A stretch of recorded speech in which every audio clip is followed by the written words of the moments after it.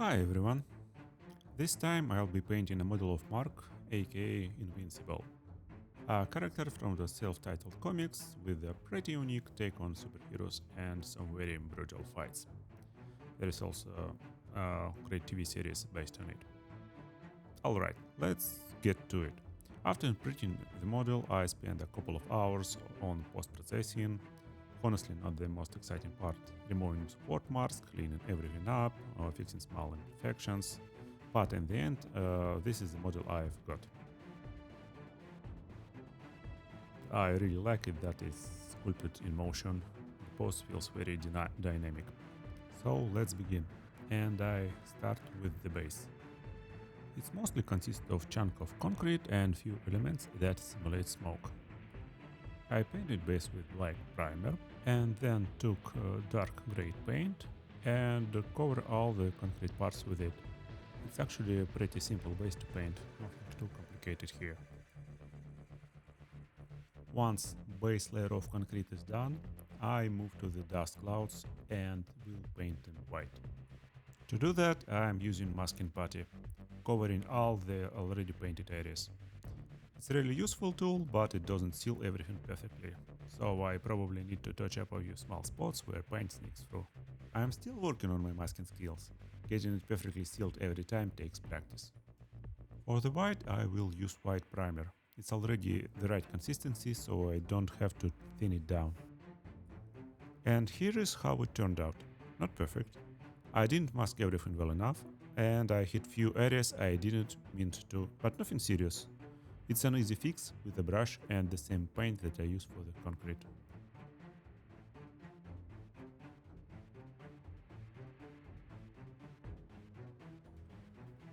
Now I'll take a light gray and dry brush the concrete parts to give them more natural stone texture.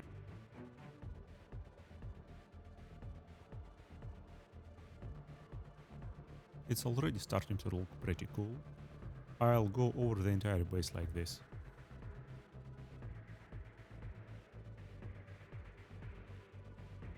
It looks almost finished, but I want to add few highlights, so I grab even lighter gray and carefully pick out the most raised areas.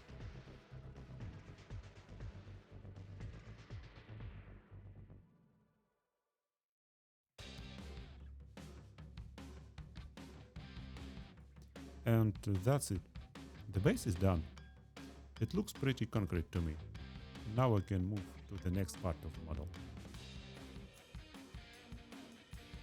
Now I move on painting the boots. I will start with dark blue. I want to achieve a rich saturated blue with a smooth transition from dark to light.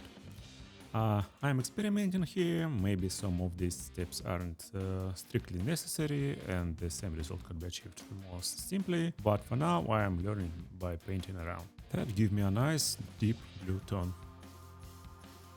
Next I'll switch to a lighter blue and cover about 80 to 90% of the surface, leaving the dark blue in the shadows.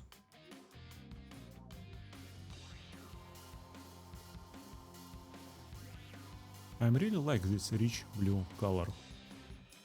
For brightest areas, I'll use this color. Not even sure how to describe it. Kind of blue-green, maybe a sea green tone. Well, whatever, it looks great. I'm covering roughly 70% of the surface with it. And here how it looks. Before and after. I'm really happy with the result and I like this blue color. So now I'm quickly finish the second boot and then I'll move to the wounds. Since the character in the middle of a fight and heavily damaged, the boots are torn and you can see skin underneath. Here I want to create a layering effect, so it really feels there is actual skin beneath the suit. That means I need to carefully define the edges where the fabric meets the skin, keeping the lines clean and sharp. Let's see if I can pull it off. For this I'll paint the exposed skin areas white, so I have solid base for the next layers.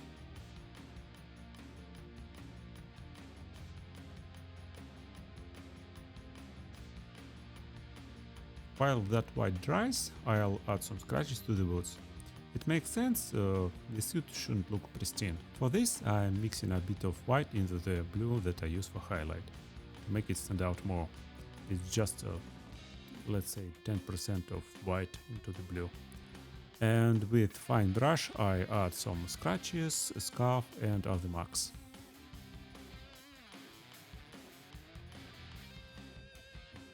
I apply them pretty randomly, but I think it works. Now back to the skin. Over the white I'll first apply Vallejo red as an undertone.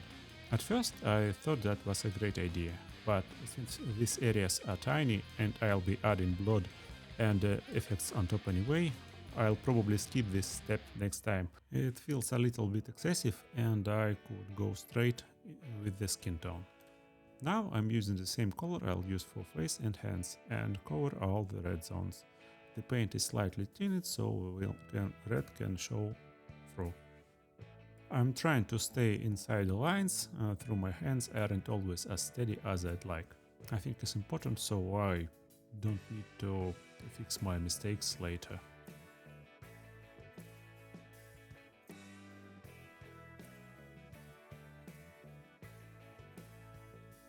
With the skin done, I'll take the blood red paint and start defining the wounds. I'm trying to create depth, some areas deeper, some more shallow. The trick I think is to start from the shallow part and pull toward the deeper area.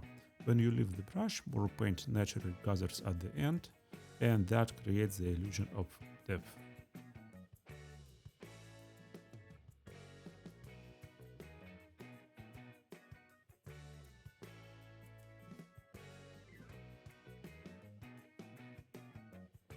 I have done it for both boots, and here is how it looks like.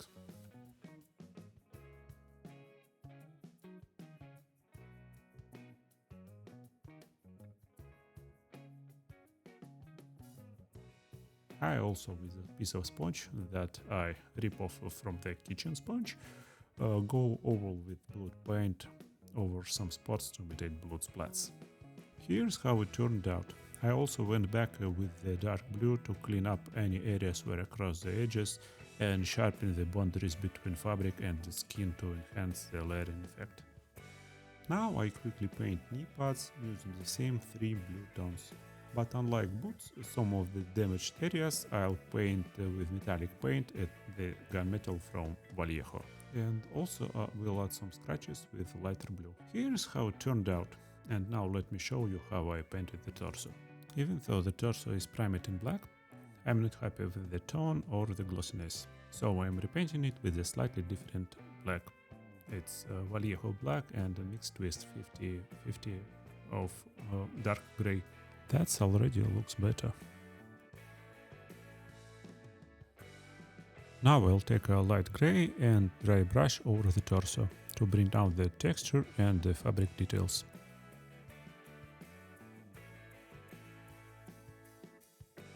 It's not bad, but I feel like there is still room for improvements with my dry brush skill. And next I will block wounds with white.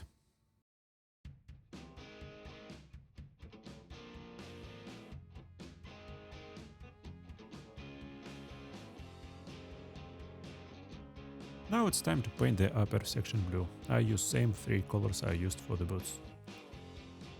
I spent a while masking the finished areas so I wouldn't accidentally hit anything I shouldn't. I'm bad at work with masking tape and it's usually end up with tape peeling off paint underneath. Well, let's see what happened this time.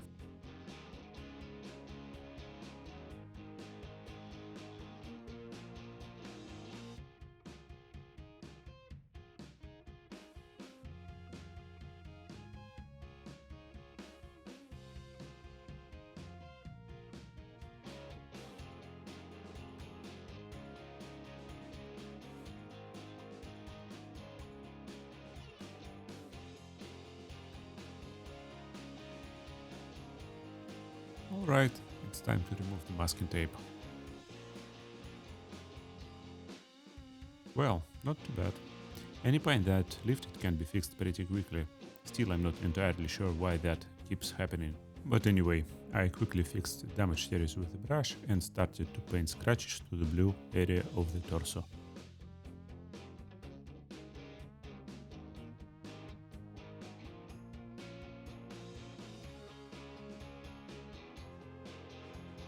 For the chest section, I decided to try mask input instead. It tends to give me better results. I'm using a bright yellow, so bright it almost makes me want to adjust the camera settings, and I paint the chest. Honestly, it probably would be a smarter idea to lay down a white base first and then apply the yellow. Instead, I had to build it up in several extra layers.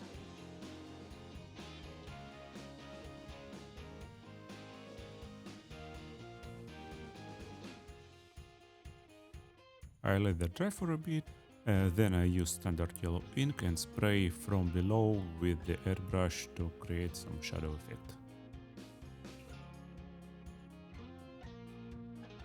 Alright, time to remove the putty. That's much better, at least nothing peeled off this time. But putty didn't seal perfectly everywhere, so I need to tidy things up with the brush. That just took a minute. And now it's look pretty good. Now I will repaint upper torso and chest wounds with white. But honestly, I probably should have saved all the wound work until after I finish the main colors areas. Well, planing is not my strongest skill. Now I've outlined the yellow section with dark blue. I think it makes it look better.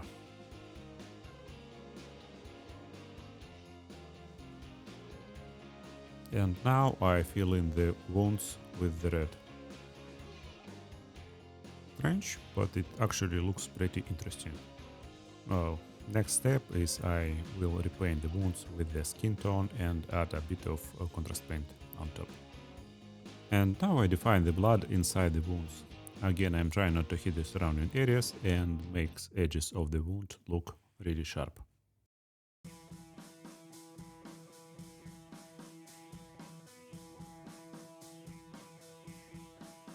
Here is how it turned out. And now I'll take a small piece of sponge and add some blood paint to imitate blood splatter.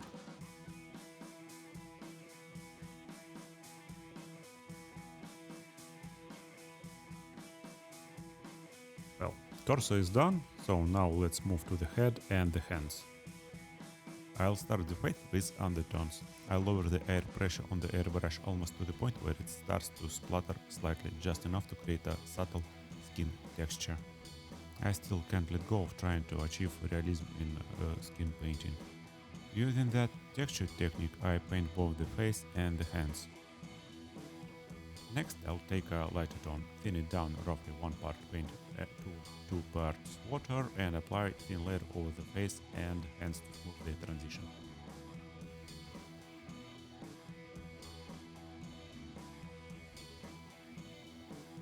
I'll take red paint and paint lips, so they slightly show through the layers on top. Then I mix pale skin tone 50-50 with water and gradually build up several thin layers of skin tone. I'll repeat the same process on the hands and make sure skin tone matches between them and the face.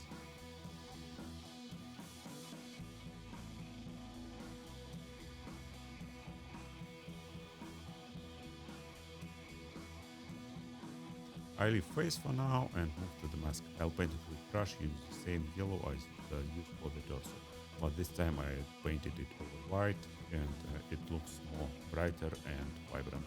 That's why next time, instead of painting yellow on black, I will paint it white and then paint it yellow. For the shadow, I use yellow ink and carefully airbrush it from below.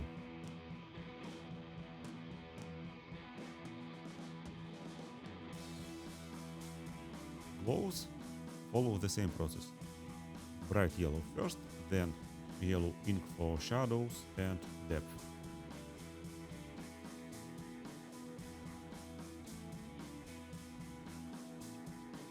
Now I apply yellow wash to the face to enrich the skin tone.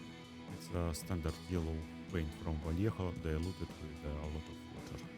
And with a paper towel I remove all the wash that I applied to the face. I repeat the same process with the red wash. After that, with the fine brush and red wash, I add subtle redness around eyes, nose and the mouth. And I also paint inside the mouth to add redness to the gums.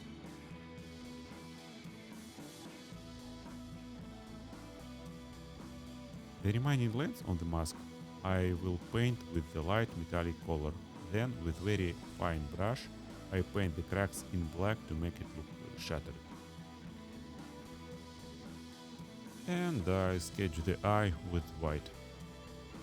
I also painted black parts of the costume on hands with the same color that I used for the torso and applied the airbrush on them. I also fixed edges between gloves and the costume. Now I start the same process for wounds on the hands and head. First I block them with white.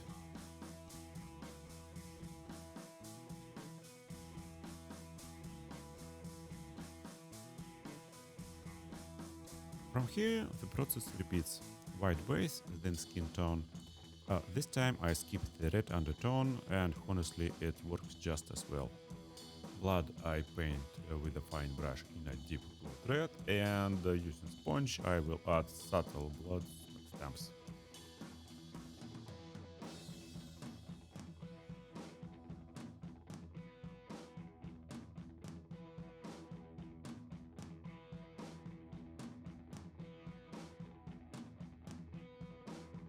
I clean up the edges of the torn costume with yellow and black, then sharpen the torn fabric lines, even slightly overlapping the skin to sell the illusion of ripped material.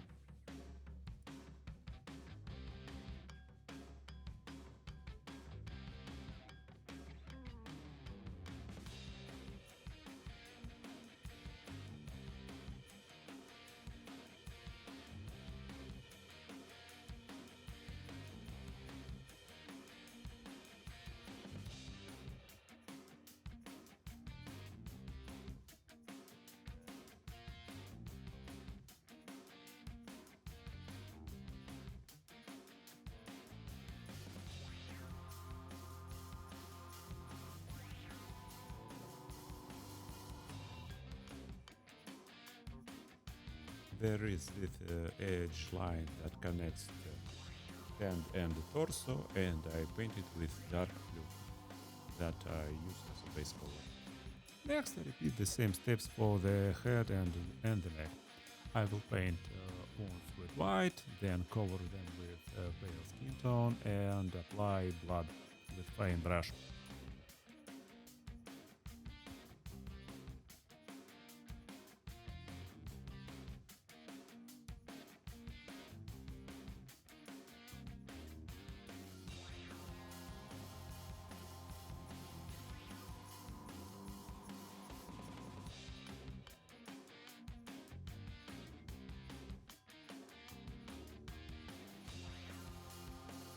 This is how it turned out. Now I paint hair with Vallejo black, then dry brush them with a lighter gray to add some highlights and make them look more natural. After that I will glue them to the head.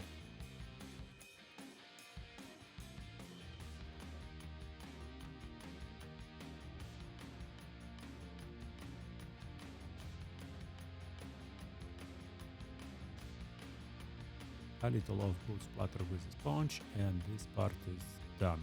Only thing that's left is brown eye and the teeth.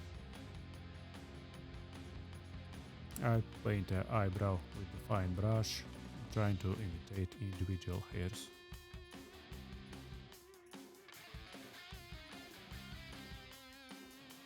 I think his eyes are dark, but I don't want them to look flat black, so I paint the iris brown instead.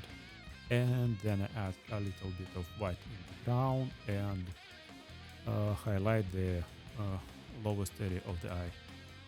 Then I add pupil in black and now it's actually starting to look like an eye. I also add tiny white highlight to bring it to life. As a final step for eye, I will use gloss varnish to add shine to the eye.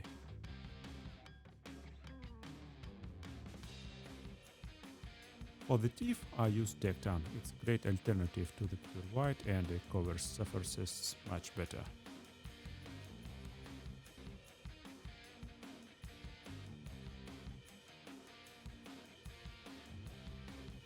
Also, I mix a little white into deck tan and highlight the front of the teeth. Finally, I will layer of gloss varnish to give them moisture and realism. And that's it.